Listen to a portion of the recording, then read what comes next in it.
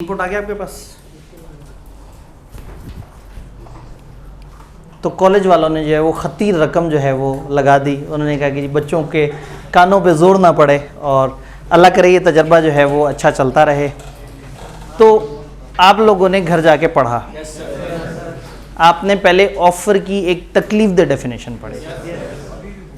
जब एक बंदा अपनी एक ख्वाहिश का इजहार दूसरे के सामने करता है कि मैं ऐसा करना चाहता हूँ या ऐसा करने से बाज रहना चाहता हूँ, इस इरादे से कि दूसरे से अपनी इस चाहत के ऊपर रजामंदी ले ले, तो इस चाहत का इजहार ऑफ़र कहलाता है।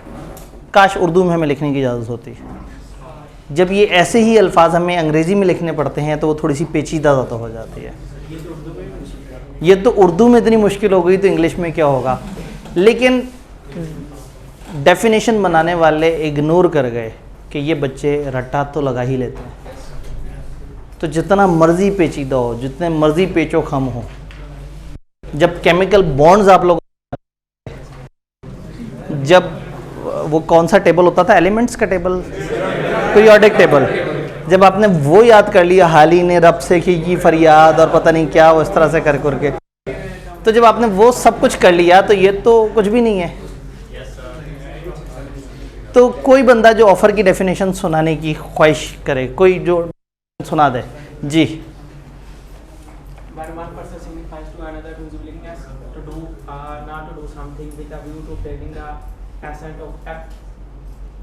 एसेंट ऑफ दैट, सिर्फ एक्ट, एब्सटेंस नहीं, ठीक है। जो वो एब्सटेंस होता है तो कोई और बैठ के भी कर सकते हैं, कोई मसला नहीं।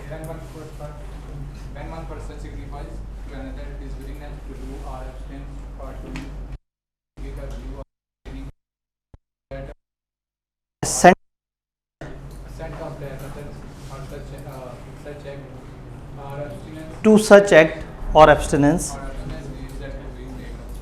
he is to make a proposal. वाजिबा। और कोई जी।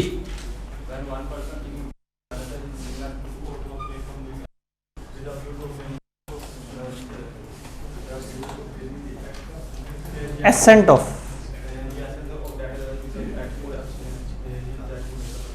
ठीक है। इसका मतलब है when one person signifies his willingness, जब एक बंदा दूसरे को सिग्निफाई करता है कि मैं तैयार हूँ, क्या, टू डू और एब्सटेन फ्रॉम डूइंग, मैं ये करना चाहता हूँ या ये करने से बाज रहना चाहता हूँ। ऐसा क्यों करता है? With a view to obtain the assent of that other, यूँ तोड़ लिया, इस इरादे से कि उसकी रजामंदी ले ली जाए। किस चीज़ पे? टू दैट एक्ट और एब्सटेनेंस। तो आगे फिर इसका मतलब है कि हरकत की है वो प्रपोजल है या वो ऑफ़र है। ऑफ़र की इस डेफिनेशन में अभी भी कोई कन्फ्यूजन है तो मुझे बताइए। Offer all clear? ठीक है। फिर उसके बाद हमने आगे जाके देखा, बल्कि उससे पहले हमने एक्सप्रेस और इम्प्लाइड वाली बातें भी की थी। एक्सप्रेस मतलब कैसी ऑफ़र? बोल के या लिख के। और इम्प्लाइड एक्सेप्टेंस हो, एक्सप्रेस भी हो सकती है और इम्प्लाइड भी हो सकती है, एक्शन से भी नज़र आ सकती है, अल्फाज से भी नज़र आ सकती है। कोई कन्फ्यूजन इसमें? All clear? ऑफ़र पे आए, ऑफ़र के एसेंशियल्स देखिए हमने, अपनी जा सकती कम से कम, ये पॉइंट क्लियर है? ये पॉइंट क्लियर। ऑफ़र सर्टन और डेफिनेट होनी चाहिए, इसमें कोई कन्फ्यूजन? ये भी ठीक है। फिर कंडीशन, जी जी, डेफिनेट, यकीनी, कंफर्म, बिल्कुल वाज़े, वाशगा में हम कहते हैं जैसे एब्सोल्युटली नॉट, इतना पक्के वाला ना। तो एब्सोल्यूट का मतलब बहुत पक्की बात, बिल्कुल ठोस जामे बात। जी, सर्टेन और डेफिनेट क्लियर है? Definite clear. स्पेशल कंडीशंस, ये क्या चीज़ होती है? ऑफर में कुछ कंडीशंस हो सकती। अगर ऑफर में कुछ कंडीशंस हो तो क्या ज़रूरी है ऑफर देने वाले के लिए? वो कम्युनिकेट करे कि ये ऑफ़र में ये शर्तें हैं, और अगर वो शर्तें पूरी ना हो तो ऑफ़र ही नहीं है। ऑफ़र में शर्त हो सकती है, अगर शर्त है तो फिर बताना होगा कि क्या ऑफ़र चलेगी। नहीं चलाएगी। फिर हमने कहा ऑफर कम्युनिकेट भी होनी चाहिए, बोल के, लिख के या एक्शन से। एक्सप्रेस ऑफर बोल के या लिख के होगी, इम्प्लाइड एक्शन से वो होगी। अगर खत के थ्रू ऑफर हो रही हो तो कब कम्युनिकेट होती है? जब खत पहुंच। अदरवाइज हम कहते हैं कम्युनिकेशन ऑफ ऑफर का मतलब है when it comes to knowledge of offeree, जब उसे पता लग जाए कि आपने उसे ऑफर क्या की है। कम्युनिकेशन ऑफ ऑफर में कोई कन्फ्यूजन नहीं। फिर एक थोड़ा सा टेक्निकल सा कॉन्सेप्ट था इन्विटेशन टू ऑफर। हमने कहा था कि कभी कभी जो नज़र आ रहा होता है वो ऑफर नहीं होती, वो इन्विटेशन होता है। इन्विटेशन सर्टेन और डेफिनेट नहीं होता। इन्विटेशन वाले बंदे ने बताया होता है कि हम हैं बात करते हैं, यानी किसी को बुलाया है कि आओ बात करें, बताओ तो सही तुम क्या कहते हो। तो जब भी कोई एक बंदा दूसरे को इनवाइट कर रहा है तो ये इनविटेशन टू ऑफर कहलाता है कि वो उसे इनवाइट कर रहा है कि आओ तो सही, ऑफर तो दो। तो ये इनविटेशन और ऑफर, इन दोनों में फ़र्क होता है। ऑफर ये है जब एक बंदा कहता है मैं ये चीज़ ऐसे चाहता हूँ, तुम बताओ क्या तुम मेरी बात को मानते हो या नहीं।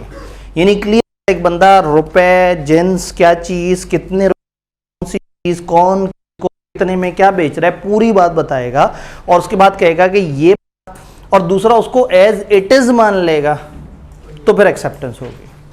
जी सर, जो बंदा इनविटेशन कर रहा है वो ऑफर करेगा या एक्सेप्ट करेगा? वो इनविटेशन वाले बंदे ने तो कह दिया है कि ये इनविटेशन है हमारी।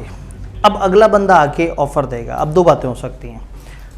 कॉलेज ने बाहर लगा दी एडमिशन्स ओपन और अंदर कोई प्राइस लिस्ट नहीं लगी हुई।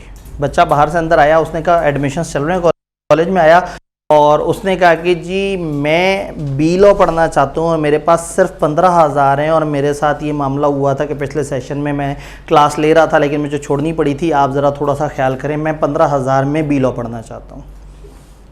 अब ये बच्चे ने ऑफ़र दिए। अगर कॉलेज इसको मनोवन मान ले तो फिर एक्सेप्टेंस।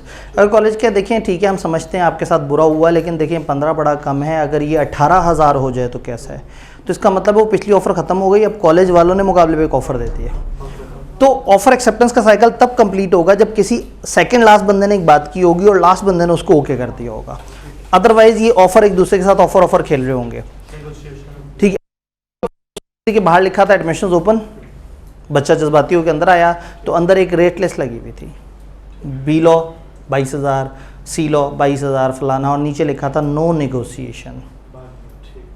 अब ये ऑफ़र करके बैठे हुए हैं। बाहर जो बोर्ड था वो ऑफ़र नहीं था, वो इनविटेशन था, और अंदर जो नज़र आ रहा है वो ऑफ़र है। तो अब ऑफ़र को और इनविटेशन को हमने अलग अलग रखना है। तो जब भी पेपर में कुछ सिनेरियो है तो आपने देखना है कि इनविटेशन में बात क्लियर नहीं होती, इनविटेशन में पूरी बात नहीं लिखी होती, सब नहीं बताया जाता। जबकि ऑफ़र में अगर एक बंदे ने ये कह दिया कि मैं आपको 1 लीटर पेट्रोल देना चाहता हूँ कितने रुपए में, तो ये ऑफ़र तो पूरी ना हुई। अगर वो कहता है मैं आपसे 1 लीटर पेट्रोल इतने रुपए में ख़रीदना चाहता हूँ तो ऑफ़र है। मैं आपसे 250 रुपये में कुछ लीटर पेट्रोल ख़रीदना चाहता हूँ, ये भी ऑफ़र नहीं है। तो इसका मतलब जब तक 100% क्लैरिटी होगी तब तक ऑफ़र नहीं होगी, जब तक क्लैरिटी ना हो। तो ऑफ़र और इन्विटेशन में बहुत बड़ा फ़र्क ये है कि इन्विटेशन कौन सी बात होती है, बैठेंगे, अच्छा देखो तो सही, आओ तो सही, बाबूजी सुनो तो सही, ये सब है इनविटेशन। और ऑफ़र है बड़ा क्लियर कट, ये रुपए, ये चीज़, ऐसे, बस ये हमारी तरफ से बात। जी सर, जो डिस्प्ले में चीज़ें लगी होती हैं तो उसके ऊपर लिखा होता है प्राइस। जी, अब डिस्प्ले पे जो चीज़ें रखी हुई हैं उसमें 2 ऑप्शंस हो सकती हैं, या प्राइस लगी हुई है या नहीं लगी हुई। जैसे एक आम फल वाला जब अपनी रेडी लेके जा रहा होता है तो उस पर नॉर्मली प्राइस टैग नहीं लगा हुआ होता। आप जाके कहते हैं कि हाँ भाई कितने के आड़ू देने हैं, वो कहता है बाबूजी 120। आप कहते हैं यार 120 तो मज़ेदारी वाली बात नहीं है, 100 में बात करो या ऐसा करके। तो उसने वो जो अपने आड़ू सजाए हुए थे अपनी रेडी पे, वो एक इनविटेशन था। हाँ, लेकिन अगर आप मेट्रो पे गए और मेट्रो में आड़ू का 1 किलो का एक पैक बना के उन्होंने गिरा लगा के रखा हुआ और उसके साथ लिखा हुआ है 110 रुपये, तो वहाँ वो उनकी तरफ से ऑफ़र है। क्योंकि आपको पता है कि यहाँ ऐसा नहीं होगा मैं कहूँगा बाबूजी कम कर दो, ज़्यादा कर दो, ये ऐसे कर दो, वो कर दो, मैंने नहीं लेने, रेट घटा दो। तो वो बेसिकली, तो जहाँ प्राइसेस मेंशन हो, डेफिनेट चीज़ हो और एक बंदे ने अपनी इंटेंशन बता दी हो और उसमें कोई नेगोशिएशन का मार्जिन भी ना हो। अगर तो लिखा हुआ ना ये प्राइस है और we are open to negotiation, इसका मतलब वो फाइनल प्राइस नहीं है। इसका मतलब है वो सिर्फ अट्रैक्ट कर रहे हैं कि आओ बातचीत करते हैं। तो अगर कुछ गुड्स सजे हुए हैं और उनके ऊपर फिक्स प्राइस टैग लगे हुए हैं, फिक्स प्राइस टैग, तो वो ऑफर है। और सिर्फ गुड्स सजे हुए हैं तो इनविटेशन टू ऑफर।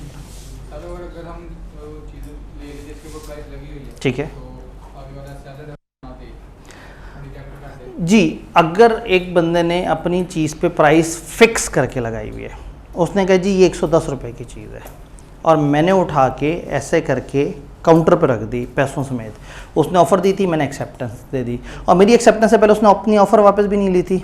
अब उस बंदे पे वाजिब होगा कि कॉन्ट्रैक्ट क्रिएट हो गया, वो हमें बेचने में मजबूर होगा।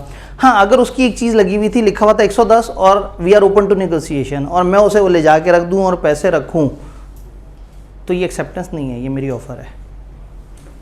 उसने लिखा था 110, आप नेगोशिएशन कर सकते हैं, और मैंने जाके रखा और मैंने 100 रुपये का नोट रख दिया। अब ये क्या है? ये ऑफ़र है। उसने तो कह दिया था we are open to negotiation. Even मैं 110 भी रख दूं, इसका मतलब है कि मैं चाहता हूं कि मैं बारगेन ना करूं, मैं 110 रुपये, तो अभी मेरी तरफ से ऑफ़र है, उसकी मर्ज़ी वो एक्सेप्ट करे या ना करे। तो इन्विटेशन के बाद ऑफ़र, और ऑफ़र के बाद एक्सेप्टेंस। एक्सेप्टेंस चीज़ नहीं भाग सकती, ऑफ़र के बाद ऑफ़र देने वाला भाग सकता है। ऑफ़र के बाद एक्सेप्टेंस वाला मर्ज़ी है एक्सेप्ट करे या ना करे, लेकिन वंस एक्सेप्टेड तो वो एक जेन्युइन कॉन्ट्रैक्ट क्रिएट हो जाए। नहीं, हमने तो इनविटेशन के बदले अपनी ऑफ़र जमा कराई है, लेकिन उसके ऊपर प्राइस लगी हुई थी, जिस चीज़ पर प्राइस लगी हुई और उस पर क्या लिखा हुआ था? नेगोशिएबल लिखा था या नहीं? नहीं लिखा था, तो बस वो तो मैंने पहला केस बताया था, वो कॉन्ट्रैक्ट हो गया। रिजेक्शन पर वो अब रिजेक्ट नहीं कर सकता भाई। उसने जब क्लियर कहा था कि 110 रुपये के ये आड़ू हैं, पैक बनाया हुआ था, उस पर चिट लगी हुई थी, और मैंने वो आड़ू वहाँ से उठाए और मैंने काउंटर पे रख के पैसे रख दिए, तो मेरा ये इम्प्लाइड एक्सेप्टेंस हो गई है। सेलेक्ट करने पर कॉन्ट्रैक्ट हो गया। जब मैं पेमेंट यानी कि सिर्फ उसको उठा के अगर मैं देख रहा हूँ तो कॉन्ट्रैक्ट नहीं हुआ होगा, आपने उठा लिए आड़ू, बस आपके हुए। तो जब मैं अपने एक्शंस, आप देखें ना, एक दुकान पे बाइंग किस एक्शन से नज़र आती है? पैसे, क्या पैसे रख रहे हैं। मतलब अगर एक बंदा एक चीज़ को उठा के 1 घंटे तक भी गौर से देख रहा है तो ये बाइंग नहीं है। तो इम्प्लाइड जो है ना, इसको समझना बड़ा ज़रूरी है कि उस तरह के बिजनेस में किस हरकत को बाइंग कहा जाता है। कॉलेज में एक बच्चा फॉर्म पकड़ के उसको बार बार देखता रहे, पढ़ता रहे, मुस्कुराता रहे, ये बाइंग नहीं है।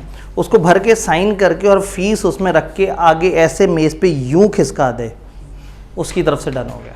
तो अगेन हर बिजनेस के अपने कुछ वो होते हैं, कुछ एक्शंस होते हैं, जिससे वही बात, बस आपके पास आगे रुकी और आप बस को देख देख के मुस्कुराई जा रहे हैं, बस पे 2 दफ़ा आपने बजा भी दिया, ये एक्सेप्टेंस नहीं है।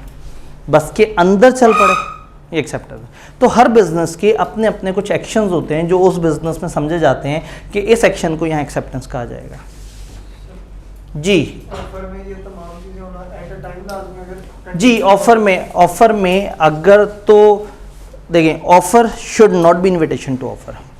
ऑफर अपने आप को नहीं होनी। ऑफर में अगर कंडीशन हुई तो वो वाली लाइंस चलेंगी, और अगर कंडीशन है ही नहीं तो फिर इसकी ज़रूरत नहीं है, तब फिर ऑफर ही कहलाएगी। फिर वो ऑफर ही कहलाएगी। यानी ज़रूरी नहीं कि हर ऑफर में स्पेशल कंडीशन हो, लेकिन अगर किसी ऑफर में स्पेशल कंडीशन आ गई तो इजाफी शराइत क्या है कि बताना ज़रूरी है, और जब तक वो कंडीशन पूरी ना हो वो ऑफर पूरी नहीं कहलाएगी। सर हम ये तो कह सकते हैं कि ये जो वो अलाउ कर रहे हैं ये ऑफर की कंडीशन है। जी, नेगोशिएशन अगर अलाउ कर रहे हैं ना तो वो ऑफ़र की एब्सोल्यूट कंडीशन नहीं है ना, क्योंकि वो उससे आपकी वो अमाउंट आगे पीछे हो जानी है। कंडीशन अमाउंट पे होगी तो फिर तो वो कॉन्ट्रैक्ट ख़त्म हो गया। कंडीशन अगर कुछ और उसमें है कि आपको यहाँ बोरी में डाल के लेके जाना पड़ेगा, वो एक अलग चक्कर है। जी, सर ये जो टीवी पे ऐड चलाए जाते हैं वो इनविटेशन होता है। वो कहते नहीं कि फ़लाना आए, लेक सिटी में आए और अपने ड्रीम हाउस की तरफ एक पहला कदम, और 5 मरले के घर इस रेंज से शुरू हो रहे हैं, फ़लाना वो शुरू हो रहे हैं, ऐसे मुदात आपको बता रहे होते हैं कि आप आएँ, देखें हमारे पास डिफरेंट तरह की ऑप्शंस हैं। फिर कस्टमर जाता है, बात करता है, वो उसके सामने कुछ पेशकश रखते हैं। अगर तो बहुत ही ब्रांडेड सोसाइटी और बिल्कुल भी वो नहीं करते बारगेन, तो फिर तो वो अपनी ऑफ़र सजा के बैठे होंगे कि 5 मरले का ये रेट है, 10 मरले का ये रेट है। और अगर एक डेवलप हो रही है सोसाइटी और आपको पता है कि आप थोड़ी सी बातचीत करके 1,00,000 1.5 लाख तोड़ सकते हैं, तो इसका मतलब है टीवी पे जो आने वाले वो इन्विटेशन है, वो ऑफर्स नहीं है। जी, all clear? Invitation to offer, वो सारी बात। और कैसे लैप्स हो जाती है में एक लाइन है जिसमें वर्ड प्रेसिडेंट है, उसके अलावा उस लाइन की तरफ तो हम आते हैं। ऑफर लैप्स कैसे कैसे हो सकती है? आपको 50 मिनट में टाइम तो मिल गया होगा, इतना तो मुझे भी पता है कि टाइम तो निकला ही होगा। लैप्स ऑफ ऑफर वाली जो शर्तें थी उसमें कोई सवाल, अदर प्रेसिडेंट वाला सवाल होता ही अक्सर। लैप्स ऑफ टाइम में एक बी पॉइंट से लिखा हुआ है lapse of reasonable time, no time specified. जी देखें, ऑफर लैप्स हो जाती है एक टाइम गुजरने के बाद। कॉलेज ने कहा आ जाओ हमारे पास एडमिशन करा लो, प्री रिजल्ट क्लास के दाखिले शुरू हैं, ऑफ़र दी हुई है। कॉलेज ने ऑफ़र वापस नहीं ली, लेकिन आप पहुंच गए अगले सेशन में, हाँ जी मैं तैयार हूँ, तो वो कहेंगे कि भाई हमने कहा था कि नया सेशन शुरू हुआ है, दाखिले जारी हैं, तो this can reasonably be assumed कि अगले सेशन में हम पिछले सेशन का दाखिला नहीं दे रहे। तो या तो ऑफ़र देने वाला टाइम देता है, वो कहता है 15 दिन के लिए ये ऑफ़र है, 15 दिन गुजरने पे ऑफ़र ख़त्म हो जाती है।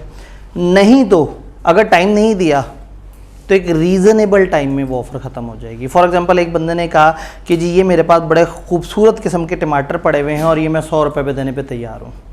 अब टमाटर एक ऐसी प्रोडक्ट है जो 3-4 दिन बाद फारिग हो जाएगी, तो शायद 5 दिन हम कहेंगे वो, हालांकि ऑफ़र देने वाले ने टाइम नहीं बताया था। तो अगर ऑफ़र देने वाला टाइम बताए तो उस टाइम पे ऑफ़र एक्सपायर होगी, और अगर टाइम ना बताए तो रीज़नेबल टाइम गुजरने के बाद। ये रीज़नेबल का मतलब क्या होता है? मुनासिब, और मुनासिब इंतहाई गैर मुनासिब लफ्ज़ है। फॉर एग्जांपल एक बच्चे ने मुझे ईमेल की, सर मुझे एक कन्फ्यूजन आ रही है कॉन्सेप्ट में। मैंने कहा यार मैं अभी बिज़ी हूँ, मैं तुम्हें मुनासिब टाइम के बाद जवाब दूंगा। तो 6-7 दिन बाद मैं उसे जवाब दे दूँ शायद। एक बच्चे ने पेपर से पिछली रात 1 बजे सवाल पूछा, मैं कह रहा मैं तुम्हें मुनासिब टाइम में जवाब देता हूँ। अब यहाँ मुनासिब कितना होना चाहिए? पेपर तो बहुत आगे है, असूलन अगले 15-20 मिनट, आधा घंटा, रात 1 बजे, उसने सोना भी तो है। तो वही मैं, वही बच्चा, वही ईमेल, लेकिन मुनासिब की डेफिनेशन बदल गई। कॉलेज को दाखिले शुरू होने से महीना पहले आपने रब्ता किया, जी मुझे फ़लाना में एडमिशन लेना है, मुझे पूछनी होने का, मैं आपको मुनासिब टाइम में बताता हूँ। वो 10 दिन बाद भी बता दें चल जाएगा। लेकिन दाखिले शुरू हो चुके हैं क्लासों में, अब आप जल्दी से एडमिशन कराना चाह रहे हैं, आपने कहा मुझे ये इन्फॉर्मेशन बताया, उन्होंने कहा मैं आपको मुनासिब टाइम में बताता हूँ। अब यहाँ मुनासिब टाइम चंद आवर्स होना चाहिए। तो रीज़नेबल किसे कहते हैं? मौके की मुनासबत से, सिचुएशन के हिसाब से। तो टमाटरों में रीज़नेबल 3 दिन हुआ। अगर किसी एक बंदे ने दूसरे को ख़त लिख के इंग्लिस्तान से पाकिस्तान ख़त लिखा और वो पहुंचा बहरी रास्ते से आहिस्ता आहिस्ता 40 दिन के बाद, और उसने कहा रीज़नेबल टाइम में मुझे इसका जवाब पहुंचा देना, तो अब रीज़नेबल टाइम शायद 50-60 दिन है, अगले 50-60 दिन। क्योंकि जो मोड इस्तेमाल हो रहा है उसमें सबको पता है कि जब ख़त जाने में 40 दिन लग रहे हैं तो आने में भी 40 दिन लगेंगे, 5-10 दिन उसे सोचने में भी लगेंगे। तो ऑफ़र उस टाइम पे ख़त्म हो जाती है जो टाइम दिया हुआ है, और अगर कोई टाइम नहीं दिया हुआ रीज़नेबल टाइम में ख़त्म हो जाएगा। डन जी। उसमें फिर वो प्रेसिडेंट वाला पॉइंट भी था, उसके अलावा कोई पॉइंट? एक वर्ड इस्तेमाल हुआ है प्रेसिडेंट। प्रेसिडेंट क्या होता है? पिछला, पहले से मौजूद। अदालतों में ये वर्ड इस्तेमाल होता है। अगर अदालत ने एक फ़ैसला पीछे कभी किया कुछ रूल्स की बेस पे, तो वो कह देते हैं इस चीज़ का तो हमारे पास प्रेसिडेंट मौजूद है। सियासी हलकों में भी जुमला बोला जाता है कि इस तरह का प्रेसिडेंट हमें 4 साल पहले भी नज़र आता है, 4 साल पहले भी इस जैसा ही काम हुआ था। तो प्रेसिडेंट कहते हैं जो चीज़ पहले से मौजूद हो।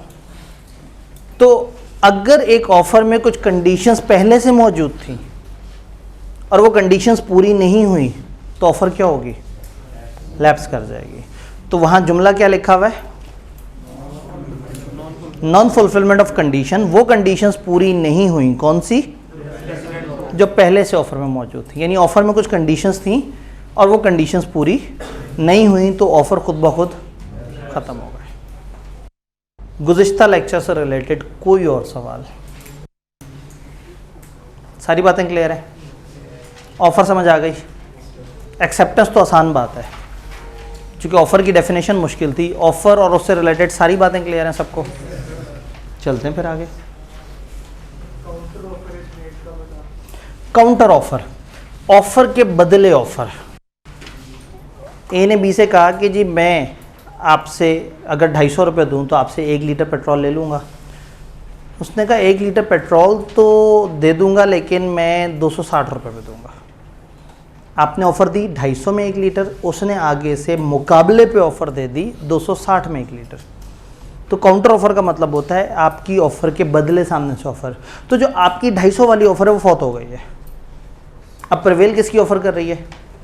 उसकी, क्योंकि उसने उसके मुकाबले पे एक ऑफ़र दे दी है 260। अब आप एक्सेप्ट करोगे तो कॉन्ट्रैक्ट होगा, वरना नहीं होगा। तो सर अगर हम अपनी पहले वाली ऑफर पे मजीद रहें तो दोबारा वो काउंटर ऑफर होगा? देखिए हमने कहा कि 250, उसने कहा नहीं जी 260, हमने कहा नहीं जी 260 नहीं, फिर से 250। अब हमने फिर से ऑफ़र करा दिया। लेकिन अगर हमने कहा उसने 260 और हम खामोश हैं, हमारा 250 मर चुका है। अब मार्केट में जो सस्टेनिंग ऑफ़र है वो उसकी है, जो सामने मौजूद है उसकी ऑफ़र है जी। All done. एक्सेप्टेंस किसे कहेंगे? ऑफ़र तो अब आपको समझ आई। एक्सेप्टेंस का क्या मतलब होगा भला? जो ऑफ़र दी गई है उसको मनोअन मान लेना। मनोअन, अगर ये मुश्किल लग रहा है तो इसके अगेंस्ट बाइनी ही वैसे ही, ठीक है, ये भी ज़्यादा मुश्किल हो गया, एज इट इज़। तो जैसी ऑफ़र हो उसको मनोअन बाइनी ही वैसे ही 100% सेम एज इट इज़ मान लेने को एक्सेप्टेंस कहते हैं। यानी एक बंदे ने दूसरे को ऑफ़र दी, हाँ भाई मैं तुम्हें 250 रुपये देना चाहता हूँ, क्या तुम मुझे 1 लीटर पेट्रोल दोगे? उसने कहा हाँ अगर उस दिन मौसम बड़ा अच्छा हुआ तो शायद। ये एक्सेप्टेंस नहीं है। एक्सेप्टेंस बड़ी क्लियर कट होनी चाहिए, एब्सोल्यूट होनी चाहिए, कोई शर्त नहीं होनी चाहिए। एक्सेप्टेंस की डेफिनेशन पढ़ने की कोशिश करते हैं। When the person whom proposal is made signifies his assent to it, proposal is said to be accepted। जिसको ऑफर दी गई है जब उसने ऑफर मान ली तो ये समझा जाएगा कि एक्सेप्टेंस हो गई। तो खुशी की बात यह है कि एक्सेप्टेंस की डेफिनेशन उतनी तकलीफ दे नहीं है जितनी तकलीफ दे ऑफर। एक्सेप्टेंस के essentials. Acceptance must be absolute and unconditional. Acceptance absolute होनी चाहिए। एब्सोल्यूट यानी बिल्कुल क्लियर कट, वाजे, हाँ जी बिल्कुल ऐसे ही है, आपने जो बात की मैं एज इट इज़ ऐसे मानता हूँ। कोई शर्त नहीं होनी चाहिए। अगर सुनने वाले ने, मानने वाले ने अपनी एक छोटी सी शर्त भी ऐड कर दी तो हम कहेंगे ये काउंटर ऑफर करा रहा है। ए ने बी से कहा भाई 250 रुपये में आप 1 लीटर पेट्रोल दोगे, उसने कहा 1 लीटर पेट्रोल दूंगा, बस एक छोटी सी शर्त है 10 रुपये इजाफी दे देना। तो ये एक्सेप्टेंस नहीं है, ये काउंटर ऑफर हो गई। तो गैर मशरूत होनी चाहिए, बगैर डाउट के होनी चाहिए, कोई इफ एंड बट नहीं होना चाहिए, कोई कंटिंजेंट प्लस माइनस नहीं होना चाहिए, जो है जैसा है एज इट इज़ होनी चाहिए। ये बात क्लियर है? देन एक्सेप्टेंस कम्युनिकेट होनी चाहिए। इसके ऊपर थोड़ा सा बाद में बात करते हैं। इसके नीचे एक्सेप्टेंस रीजनेबल मोड में होनी चाहिए। कभी कभी ऑफर देने वाला मोड बताता है। ऑफर देने वाले ने कहा ये मेरी ऑफर है, मैं आपको खत के थ्रू ऑफर कर रहा हूं, मुझे खत के जरिए यस जवाब दे दीजिएगा। तो एक्सेप्टेंस कैसे होनी चाहिए फिर? खत के जरिए। एक्सेप्टेंस देने वाला खत के बजाय फैक्स कर दे तो ये एक मुनासिब तरीका नहीं है। हम ये नहीं कह रहे कि उसने शर्त नहीं मानी, उसने 250 का पेट्रोल कहा था 1 लीटर, इसने मान लिया 250 का 1 लीटर। सिर्फ तरीका जो मोड था उसमें गड़बड़ है। लॉ ने थोड़ी सी लचक रखी है। वो कह रहे हैं कि अगर आपने एक बंदे से कहा कि मुझे इस मोड में जवाब चाहिए और उसने उस मोड में नहीं किसी और मोड में जवाब दे दिया, तो फिर आप उसे एक दफ़ा याद कराएंगे कि भाई मैंने आपसे इस तरह से कहा था। और अगर आप याद नहीं कराएंगे तो इसका मतलब है कि आपने मान लिया है। आपने कहा था खत के थ्रू जवाब देना, उसने ईमेल कर दी, आप मुस्कुरा दिए, ओके। लेकिन अगर ईमेल आने पे आप उसे लड़ते, आप उसे राब्ता करते, कहते नहीं भाई मैंने तुम्हें ख़त कहा था तो मुझे ख़त ही चाहिए, तो फिर एक्सेप्टेंस नहीं मानी गई। तो एक्सेप्टेंस उस मोड में होनी चाहिए जो बताया गया है, और नहीं बताया गया तो किस मोड में होनी चाहिए? रीज़नेबल मोड में। जो भी उस बिजनेस में जो भी तरीका होता है ना एक्सेप्टेंस देने का, उस तरीके से एक्सेप्टेंस होनी चाहिए। मतलब कॉलेज वालों ने आपको मैसेज भेजा कि हाँ भाई आप अगर क्लासेस लेना चाहते हैं तो आएँ और एडमिशन करा लें। आपने व्हाट्सएप पे जवाब दिया हाँ मैं क्लासेस लेना चाहता हूँ। उन्होंने मोड नहीं बताया आपको एक्सेप्टेंस का, लेकिन आपको पता है कि कॉलेजेस में एक्सेप्टेंस का क्या तरीका होता है। या आना होता है, आके फॉर्म भरना होता है, या घर बैठे बैठे फ़ीस जमा करा के उनको अपने पर्टिकुलर्स जमा कराने होते हैं कि ये फ़ीस है, ये उसकी रसीद है, ये मेरा डाटा है, ये मेरा आप प्रोसेस कर दें। तो अगर मोड बताया जाए तो वो मोड और ना रीज़नेबल मोड, और अगर बताए गए मोड के मुताबिक अगला नहीं रिस्पॉन्स कर रहा तो उसे याद कराएं कि आपको किसी और मोड में चाहिए थी। एक बंदे दूसरे को ईमेल की, उसने कहा ये मेरी ऑफ़र है, इस ऑफ़र का जवाब ईमेल पे देना। उसकी कॉल आ गई, उसने कहा यार वो मेरे ना इंटरनेट में मसला चल रहा है तो मैं तुम्हें ईमेल नहीं कर सकूंगा। तो आपने पहले पूछना है कि फिर मेरी ईमेल कैसे पढ़ ली तुमने अगर तुम्हारी इंटरनेट में मसला आ रहा है। तो खैर उसने कहा जी मेरे इस तरह का, मैं आपको फ़ोन पे बता रहा हूँ। अगर तो आप उसके फ़ोन पे उसे मना करोगे नहीं भाई मैंने ईमेल ही जवाब चाहिए, तो फिर तो वो एक्सेप्टेंस ठीक नहीं है। लेकिन अगर आपने फ़ोन पे उसकी बात सुन के अच्छा जी कह दिया तो एक्सेप्ट हो गया। ये सारी बात को इंग्लिश में अगर हम देखें, acceptance should be made in manner specified. जो मैनर बताया गया एक्सेप्टेंस उस तरीके से होनी चाहिए। वेयर नो मोड स्पेसिफाइड, जहाँ कोई तरीका नहीं बताया हुआ, acceptance should be made in usual manner, जो कॉमन तरीका होता है उस तरह के बिजनेस में वैसे। If acceptance is not made in manner prescribed in proposal, offerer shall insist for that.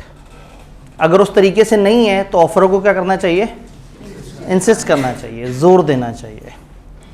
If he fails to insist, अगर वो ऐसा ना कर सके, इंसिस्ट ना कर सके, जोर ना दे सके, with in reasonable time it is deemed, ऐसा समझा जाएगा। ये लॉ का वर्ड है डीम्ड, इसका मतलब होता है समझा जाएगा।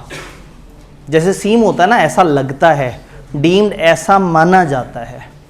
तो डीम जब भी है इसका मतलब हमेशा होगा ऐसा समझा जाएगा। अगर रीजनेबल टाइम में उसने इंसिस्ट नहीं किया, ये समझा जाएगा कि that he has accepted performance. Clear? यहां तक बात। फिर अगला एसेंशियल, एक्सेप्टेंस देते वक्त एक्सेप्ट पता होना चाहिए प्रपोजल का। एक बंदे का बटवा गुम गया, उसने जो है वो ऐलान करा कि जो मेरा बटवा ढूंढ के लेके आएगा मैं उसे 10,000 रुपये इनाम दूंगा। कुछ दिनों बाद इसका एक दोस्त जिसके घर ये बटवा भूल आया था, इसके पास आया और उसने कहा कि वो तो मेरी तरफ बटवा भूल आए थे। ये बड़ा खुश हुआ, उसको गले लगाया, बटवा खोल के उसमें से पैसे निकालने लगा। तो एकदम से इसे ख्याल आया, इसने उससे पूछा कि तुम ये जो बटवा मेरे पास लेके आए हो ये क्यों लेके आए हो? उसने कहा इसलिए कि मैं तुम्हारा दोस्त हूँ, मेरे घर पड़ा हुआ था, मैं तुम्हारे पास ले आया। इसने कहा तुमने कुछ सुना तो नहीं? उसने कहा क्या? उसने कहा कुछ नहीं, आओ बैठते हैं, आओ मैं तुम्हें चाय शाय वगैरह पिलाऊँ। चाय शाय पिला के उसे रुखसत कर दिया। जा रहा था, रास्ते में उसको एक और दोस्त मिला और उसने बताया कि यार वो फलाना बंदे का बटवा मेरे घर रह गया था, मैं उसे दे। उसने कहा यार उस पर तो 10,000 इनाम था। उसने कहा ना कर यार। वापस आया और उसने कहा कि जी आपने मुझे इनाम दिया ही नहीं। तो इस वक्त इनाम मांगना गलत है, क्योंकि उसने जिस वक्त बटवा दिया वो अपनी तरफ से एक्सेप्टेंस नहीं दे रहा था, वो अपनी तरफ से एक नेकी का काम कर रहा था। Acceptor must be aware of the offer. Accept करने वाले को पता होना चाहिए कि ये ऑफर है, यानी कि वो जो हरकत है वो तब एक्सेप्टेंस मानी, उसको पहले से पता होगा। तो अगर उस दोस्त ने बटवा ला दी और उसे नहीं पता था बटवा ढूंढने वाले को 10,000 का इनाम है, तो वो उसको इनाम नहीं मिलेगा, वो ऑफर एक्सेप्ट नहीं हुई। ये बात समझ आई? Acceptor must be aware of the proposal at the time of acceptance. आखिरी बात तो पढ़े ना पढ़े बात बराबर है।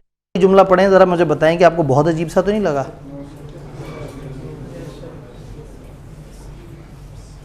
बड़ी मजाकिया सी बात कर दी।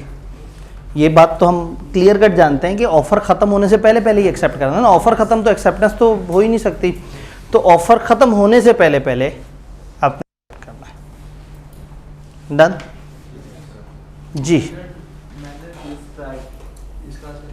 मैनर, प्रिस्क्राइब या स्पेसिफाइड का मतलब होता है जो बताया जाए। मैनर का मतलब है तरीक़ाकार। एक्सेप्टेंस उस तरीके से होनी चाहिए जो बता दिया गया है।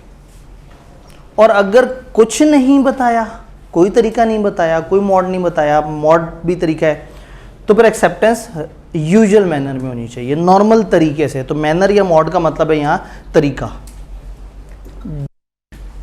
जितना हमने पढ़ा, ऑल क्लियर? कम्युनिकेशन का एक टेक्निकल सा रूल अभी हमने पढ़ना है, उससे पीछे पीछे कोई भी कंफ्यूजन है, कोई भी बात है तो आपने मुझे बतानी है। अभी 2 लाइनें और अगले 15 मिनट हम 2 लाइनों पे लगेंगे। तो कोई और दिखाएं ज़रा। कम्युनिकेशन के अलावा सारी चीज़ें, एक्सेप्टेंस, ऑफर,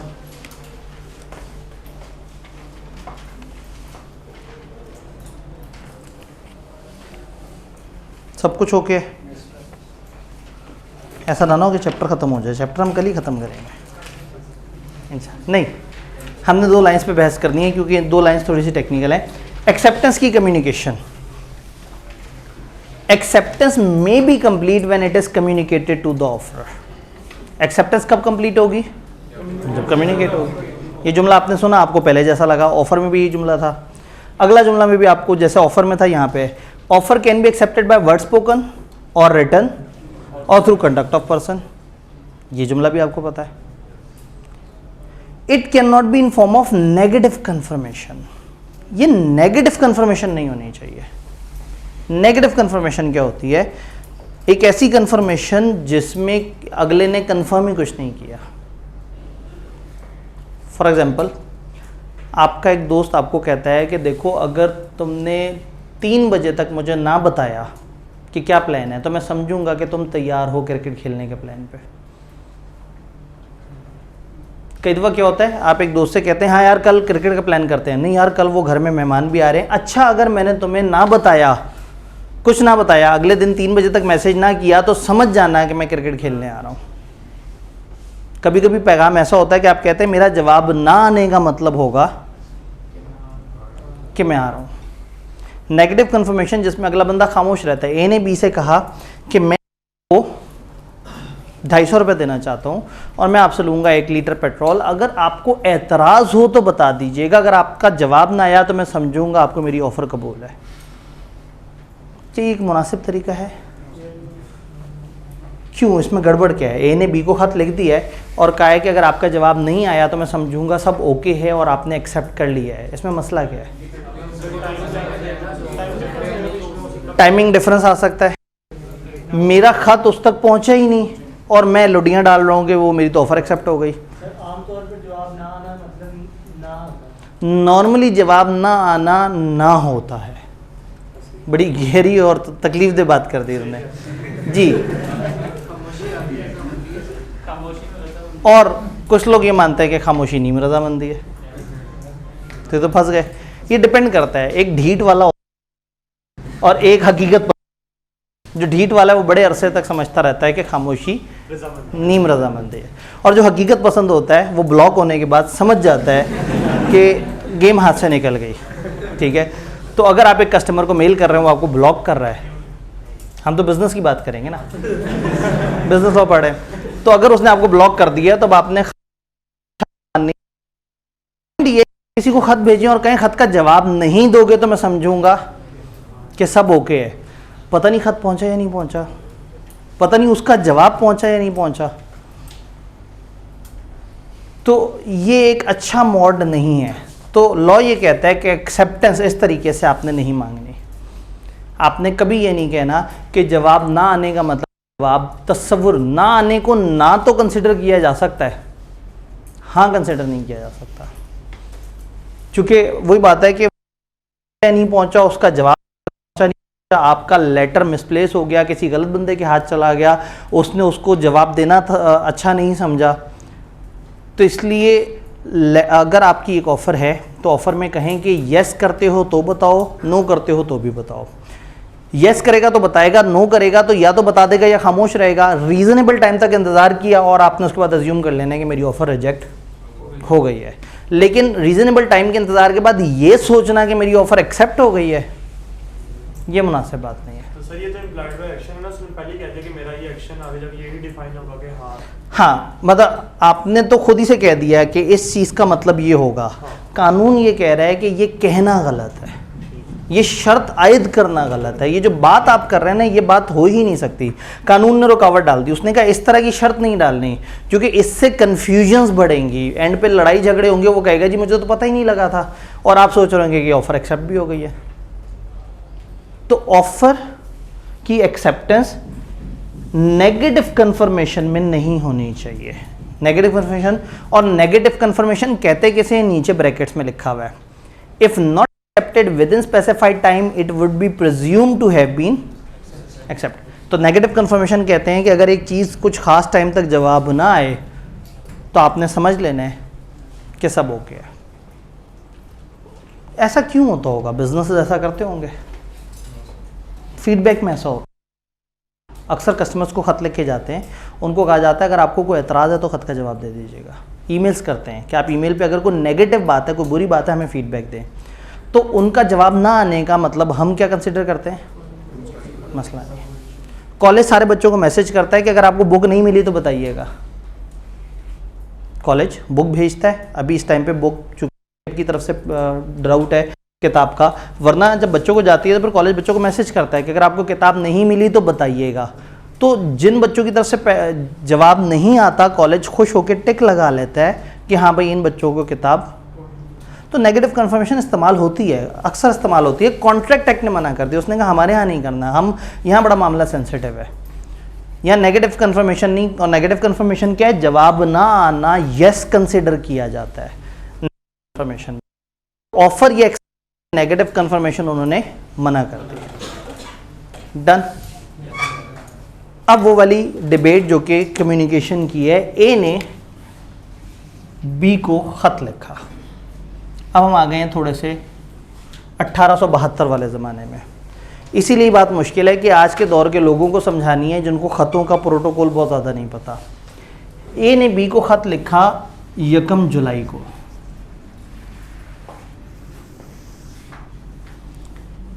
कि अगर मैं तुम्हें 250 रुपये के हिसाब से पेमेंट करूं पर लीटर, तो क्या तुम 10,000 लीटर मुझे सप्लाई करोगे? 250 पर लीटर।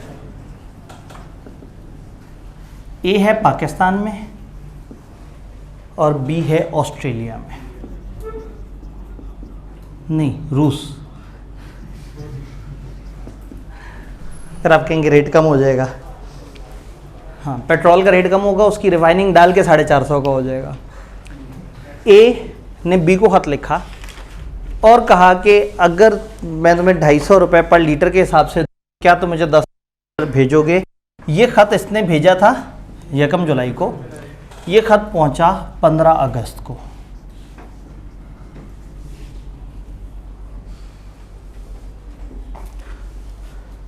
बी को ऑफ़र अच्छी लगी, 250 रुपये लीटर पेट्रोल।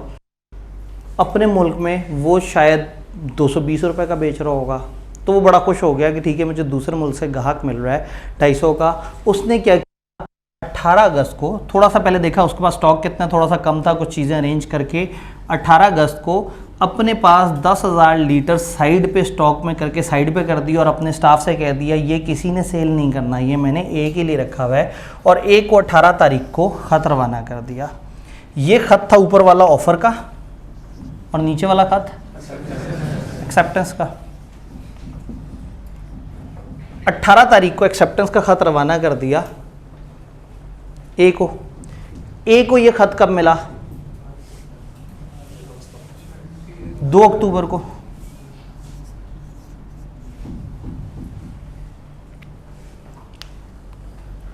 ख़त रवाना कब हुआ है? 18 अगस्त को इसने 10,000 लीटर साइड पे कर दिया है और ख़त रवाना कर दिया। ए को पता है ख़त जाने में 1.5 महीना लगता है, तो ख़त आने में भी 1.5 महीना लगता होगा, कुछ दिनों का रिस्पॉन्स टाइम भी होना चाहिए। ए ने बाद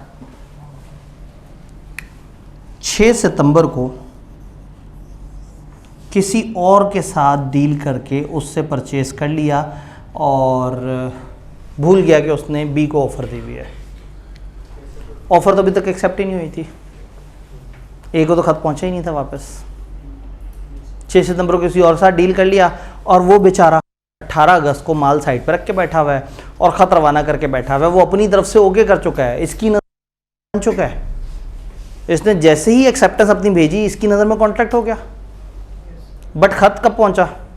2 अक्टूबर को, और उसने 2 अक्टूबर से पहले किसी और के साथ कर लिया। तो क्या ये अच्छी बात थी? नहीं थी। तो एक्सेप्टेंस का खत पहुंचा 2 अक्टूबर को, चला कब है? अब हम एक बड़ी अजीब सी बात करेंगे, हम कहेंगे ए के लिहाज से कम्युनिकेशन उस दिन कंप्लीट हो गई जिस दिन खत रवाना हुआ है। ये 18 तारीख को बाउंड हो चुका है, उसे जवाब मिला नहीं है, खत अभी पहुंचा नहीं है। लेकिन चूंकि खत रवाना हो चुका है, और पुराने खतों के ज़माने में ये मसला होता था कि आपको वेटिंग टाइम और उसको जहन में रखना होता था। तो अगर खत रवाना हो चुका है, ए के हिसाब से एक्सेप्टेंस की कम्युनिकेशन 18 को हुई है। अच्छा, बी ने खत रवाना किया हुआ है, रवाना होते होते होते होते इस दिन वो पानी में डूब गया, पानी के रास्ते से आ रहा था। जब तक बी का खत पहुंचेगा ए को, बी तो नहीं बाउंड होगा। ए को तो पता ही नहीं कि बी 10,000 पेट्रोल साइड पर रख के बैठा हुआ है। तो ये खत पहुंचेगा तब ही बी इस कॉन्ट्रैक्ट पर बाउंड होगा। और खत जब रवाना किया था तो कौन बाउंड हो गया था? तो मजे की बात, बी उस दिन बाउंड होगा जिस दिन खत पहुंचेगा। उलट हो गया। ऑफर में ऑफर देने वाला उस वक्त अपनी ऑफर पे कायम हो जाता था, ऑफर रिसीव करने वाला जिस दिन रिसीव करता था उस दिन बाउंड होता था। एक्सेप्टेंस में ये कहानी उलट हो जाती है। एक्सेप्टेंस का खत रवाना होता है तो ऑफर है, और खत पहुंचता है ऑफर ही बाउंड हो जाता है। ये लॉजिक समझ आई है तो मुझे बताएं,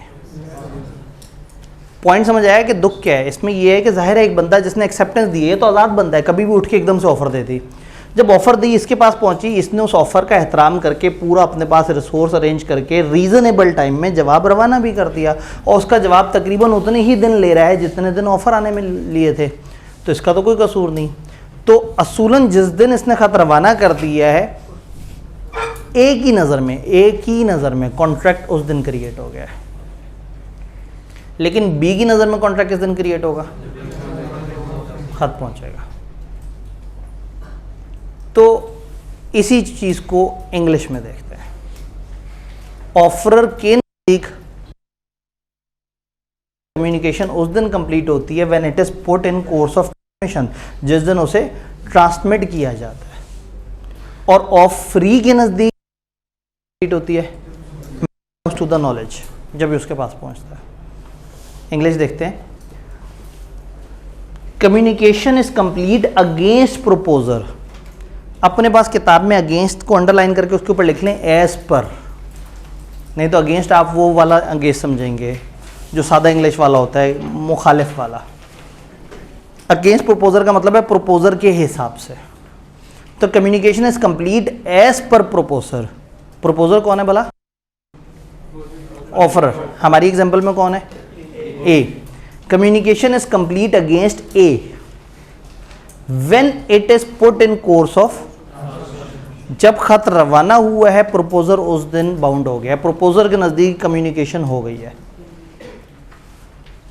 और communication is complete against acceptor, B के नजदीक किस दिन कंप्लीट होगी? When it comes to knowledge of proposer, जब वो प्रपोजर को पता लगेगा। तो ये डायग्राम बड़ी इंपॉर्टेंट है कि आपने जहन में रखना है कि एक्सेप्टेंस में बंद खत वो रवाना करता है, बाउंड ये हो जाता है। खत इसके पास पहुंचता है, बाउंड वो हो जाता है। यानी जिसके हाथ में खत है वो नहीं, सामने वाला बंदा बाउंड हो रहा है। वो खत रवाना करते हुए खत उसके हाथ में था, बाउंड कौन हो रहा था? ए। और जब ए के हाथ में पहुंचा खत तो कौन बाउंड हो गया? बी। ये टेक्निकल पॉइंट है, ये चैप्टर का तकरीबन सबसे टेक्निकल पॉइंट है। ये बात समझ आ गई जी? कॉन्ट्रैक्ट बन जाएगा। कॉन्ट्रैक्ट किस दिन होती है? एक बात तो तय, लीगल बैकएंड पे हम एज्यूम कर रहे हैं कि है, तो जिस दिन एक्सेप्टेंस हो जाएगी उस दिन कॉन्ट्रैक्ट बन जाएगा। क्योंकि एक्सेप्टेंस खत के थ्रू हो रही है, ए की नज़र में कॉन्ट्रैक्ट बन गया है 18 तारीख को और बी की नज़र में कॉन्ट्रैक्ट बना है 2 अक्टूबर को। ये 18 के साथ में ताकि कंफ्यूजन ना रहे जी। ए को तो पता ही नहीं, बिल्कुल सही बात की, ए को तो वाकई नहीं पता, तो खत क्यों भेजा था? खत भेजा था कि ये मेरी ऑफ़र है, और ये भी पता था कि खत जाने में टाइम लेता है, तो वो खत वापस आने में भी टाइम लेता है। तो ए को इखलाकन खत भेजने के बाद कुछ 3.5-1 महीने इंतज़ार करना चाहिए था। 1.5 महीना जाने का, 1.5 महीना आने का, थोड़ा सा प्रोसेसिंग हल्का फुल्का डिले हो जाए। तो जब वो मोड ही उसने वो चूज़ किया है जिसमें स्लो होता है, तो फिर उसको एहतराम करना चाहिए था वक्त का जी। हाँ, अब अगर ख़त रास्ते में डूब गया, ए ने अपनी ऑफ़र का के बाद रीज़नेबल टाइम वेट किया। इस एग्जांपल में हमें नज़र आ रहा है कि 1.5 महीना जाने का, 1.5 आने का, आधा महीना, बहुत ही सेफर साइड 1-1.5 महीना और लगा लें। 4-5 महीने तक अगर जवाब नहीं आ रहा तो फिर वो अज्यूम कर ले कि मेरी ऑफ़र ख़त्म हो गई, एक्सेप्ट नहीं हुई होगी। नहीं तो 6 सितंबर के करीब जब वो डील करने लगा था तो उस टाइम पे फैक्स भी मौजूद होता था, लेकिन वो बहुत महंगा होता था। उसको तार कहा जाता था कि फ़लाना तार आई है, तो उस टाइम पे वो उस तार के थ्रू उसको बताता कि मैं अपनी ऑफ़र वापस ले रहा हूँ। ऑफ़र के पहुँचने से पहले वापस ले लेता, एक्सेप्टेंस से पहले भी वापस ले लेता, चल जाता काम। बट ये एक्सेप्ट कर चुके हैं, इस बेचारे का क्या कसूर है? इसके जज्बात का क्या कहेंगे आप?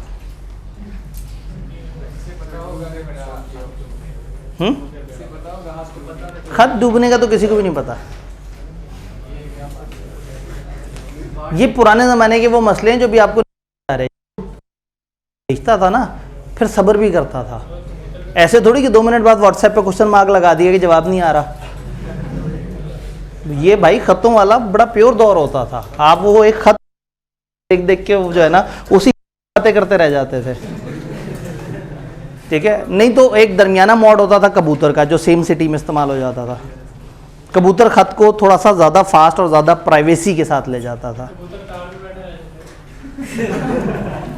मतलब ये तो फिर आपने कबूतर की ट्रेनिंग गलत की है ना। तो अगर मीडियम गलत होगा तो वो तो नुकसान होगा। तो पॉइंट समझ आया, एक्सेप्टेंस के रूल समझ आए। थोड़े हैं लेकिन बीच में थोड़ी टेक्निकल बात है। ये वाली डायग्राम आपने घर जाके जब वो लाइन ना समझ आ रही हो तो दोबारा ये वाली डायग्राम देखनी है, और अगेंस्ट जहाँ लिखा हुआ है ना उस अगेंस्ट के को लिख देना है एस पर, ताकि आपको कन्फ्यूजन ना हो। तो कल इन चैप्टर को बस देखते हैं। कल है जुम्मा,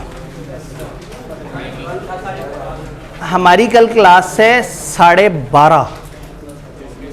हमने पहले दिन ये बात की थी कि पहले दिन एन जुम्मे वाले टाइम पे हमारी क्लास आके टकरा जाएगी, तो कल की क्लास हमारी आधा घंटा पीछे स्ट्रेच होगी और हम जुम्मे वाले टाइम पे आज़ाद हो जाएंगे 12:30 से लेके ऑफिशियली 1:15। मेरी पूरी कोशिश होगी कि 1:10 पे क्लास ख़त्म हो जाए। मजबूरी हुई तो 3-4 मिनट ऊपर नीचे होंगे ताकि जुम्मा जो है वो आप लोगों का मिस ना हो। तो 12:30 से 1:10 में यहाँ लिख वीडियो एविडेंस भी आ जाए। 12:30 PM से 1:15 PM, जिसको मैं 1:10 पे कोशिश करूँगा इंशाल्लाह ताला पूरी। तो कल वाली हमारी क्लास ये 1 बजे वाले टाइम पे नहीं है, जहन में रखना है। कल जुम्मा है तो फिर 1 बजे क्लास करेंगे तो फिर हमारी क्लास नहीं हो सकेगी। इंशाल्लाह ताला मिलते हैं फिर कल।